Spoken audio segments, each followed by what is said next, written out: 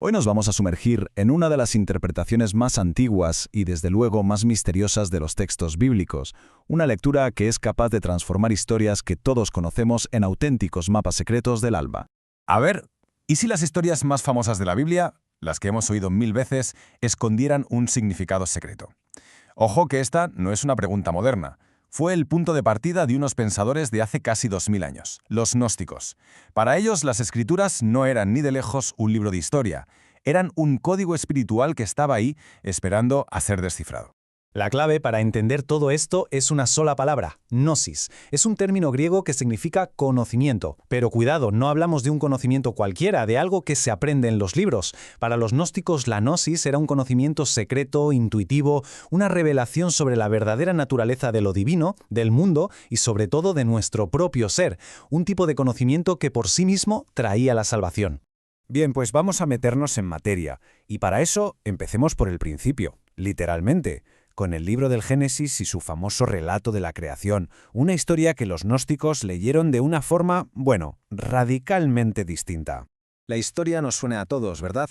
En el principio Dios creó los cielos y la tierra. Es el pilar de la cosmología judeocristiana, una creación que se supone ordenada, buena, que surge de un Dios todopoderoso. Pues bien, es justo aquí donde el camino gnóstico se desvía por completo. Porque para los gnósticos, la pregunta del millón no era el cómo se creó el mundo, sino ¿qué Dios lo creó? Ellos no daban por sentado, para nada, que el creador de nuestro mundo material fuera el ser supremo y absoluto. Y su respuesta fue impactante. Decían que el creador del que habla el Génesis era en realidad una entidad inferior, un artesano, a veces ignorante, a veces incluso malicioso, al que llamaron el demiurgo.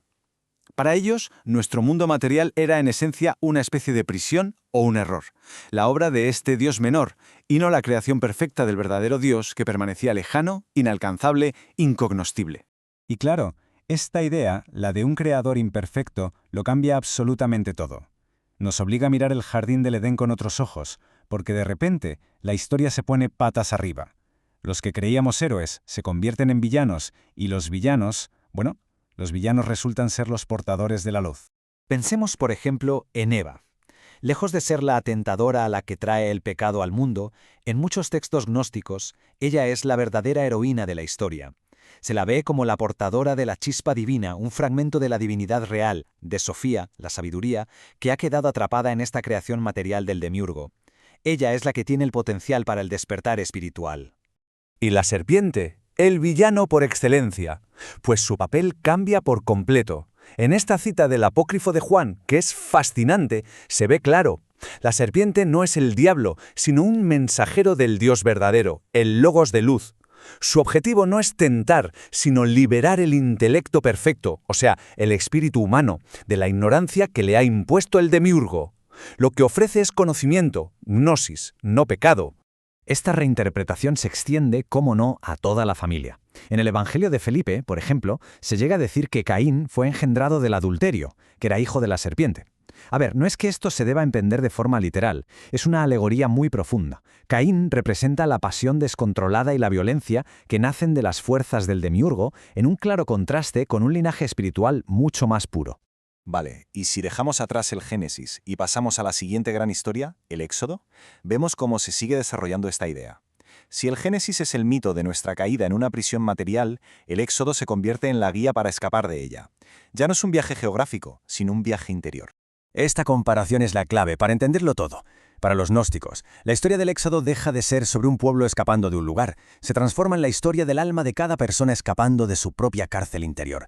Egipto se convierte en una metáfora del cuerpo y del mundo material, de la ignorancia que nos rodea. El faraón no es un rey lejano, es la voz del demiurgo en nuestra mente, son las fuerzas que nos mantienen esclavizados. Y por tanto Moisés no es solo un líder, es el Logos, el mensajero que trae la revelación, la llamada al despertar. Y el Mar Rojo, claro, representa las pruebas y los miedos que tenemos que cruzar para alcanzar la libertad de verdad. Hay una cita atribuida a Simón Mago que lo resume a la perfección. El viaje espiritual, el camino hacia el conocimiento, está lleno de amargura, de sufrimiento. Pero la revelación, el verbo o logos, que se encarna en la figura de Moisés, tiene el poder de transformar esa amargura en la dulzura de la sabiduría y la liberación. Es en el fondo una metáfora de la alquimia del alma. Ahora bien, es muy importante entender una cosa. No existía un único gnosticismo. Era más bien un paisaje enorme y diverso de escuelas, de maestros y de textos. Cada uno tenía sus propios matices y sus mitologías, aunque, eso sí, todos compartían una visión del mundo muy parecida en lo fundamental. Esta cronología nos da una idea bastante clara de cómo se fue desarrollando, desde figuras tempranas como Simón Mago en el siglo I, pasando por el florecimiento de las grandes escuelas como los setianos o los valentinianos en el segundo, hasta su influencia en movimientos posteriores como el maniqueísmo. E incluso hoy, fíjate, los mandeos de Irak y de Irán conservan tradiciones que se remontan a este antiguo conocimiento. Y esta tabla nos muestra muy bien esa diversidad dentro de la unidad. Aunque los detalles cambian, para los setianos Eva es el alma caída, para los valentinianos es el poder espiritual, el método es el mismo. Todas estas corrientes coinciden en una cosa fundamental.